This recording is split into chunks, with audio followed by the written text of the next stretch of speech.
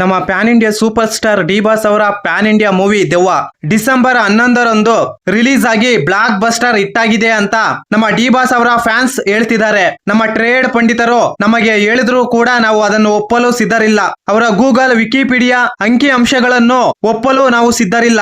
ಯಾಕಂದ್ರೆ ಕೆಲವು ಅಂಕಿ ಅಂಶಗಳ ಪ್ರಕಾರ ದೆವ್ವ 18 ದಿನದಲ್ಲಿ ಮಾಡಿದ collection box office king Kichcha Sudeep ಅವರ ಮಾರ್ಕ್ ಕೇವಲ 5 ದಿನದಲ್ಲಿ 37 ಕೋಟಿ ಕಲೆಕ್ಷನ್ ಮಾಡಿದೆ. ಈ ಡಿಸೆಂಬರ್ ತಿಂಗಳಿನಲ್ಲಿ ರಿಲೀಸ್ ಆದ ಎಲ್ಲಾ ಸಿನಿಮಾಗಳ ಪೈಕಿ ಹೈಯೆಸ್ಟ್ ಗ್ರಾಸ್ ಕಲೆಕ್ಷನ್ ಮಾಡಿದ ಸಿನಿಮಾಗಳ ಪೈಕಿ ಮಾರ್ಕ್ ಸಿನಿಮಾ ಕೂಡ ಒಂದು. 2025ರ ಡಿಸೆಂಬರ್ ತಿಂಗಳಿನ ಬಾಕ್ಸ್ ಆಫೀಸ್ ರೇಸ್ ಅಲ್ಲಿ ದೆವ್ವ ಕೂಡ ಒಂದು. ಈ ಸಿನಿಮಾದ ಓಪನಿಂಗ್ ಚೆನ್ನಾಗಿತ್ತು, ಒಳ್ಳೆ ಕಲೆಕ್ಷನ್ ಕೂಡ ಮಾಡ್ತು. ಒಳ್ಳೆ ಕಲೆಕ್ಷನ್ ಮಾಡಿ ಶರವೇಗದಲ್ಲಿ ಮುನ್ನುಗ್ಗುತ್ತಿರುವ ದೆವ್ವ ಸಿನಿಮಾಗೆ ಬ್ರೇಕ್ ಹಾಕಿದ್ದು ಮಾತ್ರ ತೆಲುಗಿನ ಬಾಲೈ ಬಾಬು ಅವರ ಅಖಂಡ ಹಾಗೂ ರಣಬೀರ್ ಕಪೂರ್ ಅವರ ದುರಂಧರ್. ಒಂದು ವೇಳೆ ಈ ಸಿನಿಮಾಗಳು ರಿಲೀಸ್ ಆಗಿಲ್ಲ ಅಂದಿದ್ರೆ ಖಂಡಿತ ದೆವ್ವ 100 ಕೋಟಿ ಕಲೆಕ್ಷನ್ ಮಾಡ್ತಿತ್ತು ಅಂತ ನಮ್ಮ ಟ್ರೇಡ್ ಪಂಡಿತರು ಹೇಳ್ತಿದ್ದಾರೆ. ಇಷ್ಟಕ್ಕೂ ಈ ದೆವ್ವ ಸಿನಿಮಾ ಸೋಲೋದಿಕ್ಕೆ ಪ್ರಮುಖವಾಗಿ 2 ಕಾರಣಗಳು ಇದಾವೆ. ಒಂದು ಪೈರಸಿ, ಮತ್ತೊಂದು ನಮ್ಮ ಡಿ ಬಾಸ್ ಅವರ ಫ್ಯಾನ್ಸ್ ಮಾಡಿಕೊಂಡಿರುವ ಕಾಂಟ್ರವರ್ಸಿಗಳಿಂದ ಈ ಸಿನಿಮಾದ ಮೇಲೆ ಪ್ರಭಾವ ಬೀರಿ ಈ ಸಿನಿಮಾದ ಕಲೆಕ್ಷನ್ ಮೇಲೆ ಹೊಡೆತ ಬಿತ್ತು. ಈ 2 ಕಾರಣಗಳಿಂದ ದೆವ್ವ ಸಿನಿಮಾ ನುಗ್ಗೆ ಮರ ಹತ್ತಕ್ಕೆ ಕಾರಣವಾಯಿತು. ಈ ಎಲ್ಲಾ ಸಮಸ್ಯೆಗಳು ಕೇವಲ ದೆವ್ವ ಸಿನಿಮಾಗೆ ಮಾತ್ರ ಇರಲಿಲ್ಲ.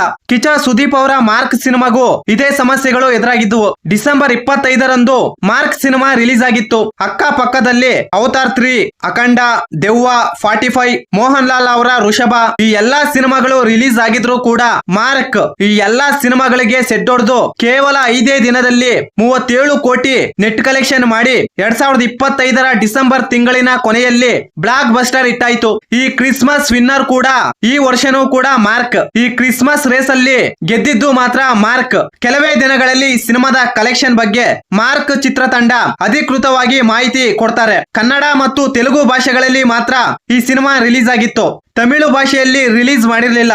ಯಾವಾಗ ಈ ಸಿನಿಮಾದ ಬಗ್ಗೆ ಒಳ್ಳೆ ಒಪಿನಿಯನ್ ಬಂತೋ ಈಗ ಜನವರಿ 1ರಂದು ತಮಿಳುನಾಡಿನಲ್ಲಿ ತಮಿಳು ಭಾಷೆಯಲ್ಲಿ ಈ ಸಿನಿಮಾನ ರಿಲೀಸ್ ಮಾಡ್ತಿದ್ದಾರೆ. ಹೀಗೆ ರಿಲೀಸ್ ಮಾಡೋದ್ರಿಂದ ಈ ಸಿನಿಮಾ ಇನ್ನೂ ಜಾಸ್ತಿ ಕಲೆಕ್ಷನ್ ಮಾಡುವ ಸಾಧ್ಯತೆ ದಟ್ಟವಾಗಿ ಎದ್ದು ಕಾಣ್ತಿದೆ ಅಂತ ನಮ್ಮ ಟ್ರೇಡ್ ಪಂಡಿತರು ಹೇಳ್ತಿದ್ದಾರೆ. ನನಗೆ ಅನಿಸಿರುವ ಪ್ರಕಾರ ಈಗಾಗಲೇ ಮಾರ್ಕ್ 40 ಕೋಟಿಗೂ ಅಧಿಕ ಕಲೆಕ್ಷನ್ ಮಾಡಿದೆ ಅಂತ ನನ್ನ ಅಜಂಪ್ಷನ್ ಅಷ್ಟೇ. ಯಾವಾಗ ಮಾರ್ಕ್ ಬ್ಲಾಕ್ ಬಸ್ಟರ್ ಹಿಟ್ ಆಯ್ತೋ ಕೆಲವರು ಅನ್ನ ನೀರು ನಿದ್ದೆ ಬಿಟ್ಟು ಗೂಗಲ್ ಅಂಕಿ ಅಂಶಗಳನ್ನು ಇಟ್ಕೊಂಡು ಸಿಬಿಐ ಇನ್ವೆಸ್ಟಿಗೇಷನ್ ರೇಂಜ್ ಗೆ ಇನ್ವೆಸ್ಟಿಗೇಷನ್ ಮಾಡ್ತಿದ್ದಾರೆ. ತುಂಬಾ ತಲೆ ಕೆಡಿಸ್ಕೊಂಡು ಚರ್ಚೆಗಳು ಮಾಡ್ತಿದ್ದಾರೆ. ಇವ್ರು ಹಿಂಗೆ ಚರ್ಚೆ ಮಾಡ್ತಿದ್ರೆ ಮಾರ್ಕ್ ಮಾತ್ರ ಕಲೆಕ್ಷನ್ ವಿಚಾರದಲ್ಲಿ ಸುಂಟರ್ ಗಾಳಿನೇ ಎಬ್ರಿಸಿದೆ ಅಂತಾನೆ ಹೇಳ್ಬಹುದು. ಕೆಲವರಿಗೆ ಮಾರ್ಕ್ ಸಿನಿಮಾ ಗೆದ್ದಿರೋದು ಖುಷಿ ಕೊಟ್ರೆ ಇನ್ನೂ ಕೆಲವರಿಗೆ ದುಃಖ ಕೊಡ್ತಿದೆ.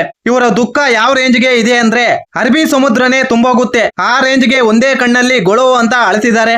ಬಂಡವಾಳ ಹಾಕಿರುವ ಪ್ರೊಡ್ಯೂಸರ್ ಗಳೇ ಬಾಯ್ ಬಿಟ್ಟು ಕೋಟಿ ಕೋಟಿ ಕಲೆಕ್ಷನ್ ಮಾಡ್ತಿದೆ ನಮ್ ಸಿನಿಮಾ ಅಂತ ಪ್ರೆಸ್ ಮೀಟ್ ಅಲ್ಲಿ ಹೇಳ್ತಿದ್ರೆ ಮಾರ್ಕ್ ಸಿನಿಮಾದ ಪ್ರೊಡ್ಯೂಸರ್ ಹ್ಯಾಪಿ, ಮಾರ್ಕ್ ಸಿನಿಮಾದ ಹೀರೋ ಹ್ಯಾಪಿ, ಮಾರ್ಕ್ ಸಿನಿಮಾದ ವಿತರಕ ಹ್ಯಾಪಿ. ಆದ್ರೆ ಮಾರ್ಕ್ ಸಿನಿಮಾದ ವಿರೋಧಿಗಳು ಮಾತ್ರ ನಾಟ್ ಹ್ಯಾಪಿ, ಇನ್ನೂ ದುಃಖದಲ್ಲಿ ಅಳ್ತಿದ್ದಾರೆ. ಇವರು ಯಾವ ರೀತಿ ಇರ್ತಾರೆ ಅಂದ್ರೆ ಭಾರತಕ್ಕೆ ಜಲಮಾರ್ಗ ಕಂಡಿಡ್ದಿದ್ದು ವಾಸ್ಕೋಡಿ ಗಾಮ ಅಂತ ನಾವು ಹೇಳಿದ್ರೆ ಇಲ್ಲ ಭಾರತಕ್ಕೆ ಜಲಮಾರ್ಗ ಕಂಡಿಡ್ದಿದ್ದು ನಮ್ಮ ಡಿ ಬಾಸ್ ಅವರ ಫ್ಯಾನ್ಸ್ ಅಂತ ಅವರು ವಾದ ಮಾಡ್ತಾರೆ. ಇಂತ ವಾದಗಳಿಂದ ನಾವು ದೂರ ಇದ್ರೆ ನಮ್ಮ ಆರೋಗ್ಯಕ್ಕೆ ತುಂಬಾ ಒಳ್ಳೇದು ಅಂತ ನಮ್ಮ ಟ್ರೇಡ್ ಪಂಡಿತರು ಮತ್ತೆ ಹೇಳ್ತಿದ್ದಾರೆ.